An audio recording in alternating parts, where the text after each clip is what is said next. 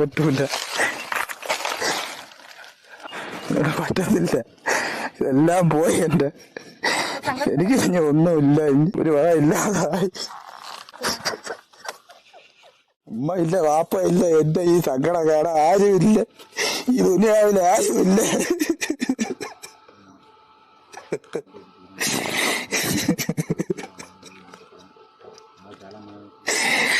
ഞാൻ 10-17 വർഷം കൊണ്ട് ഇവിടെയാണ് കിടക്കുന്നത്. ഇത് വാടകയ്ക്കാണ്, എല്ലാം വാടകയ്ക്കാണ്.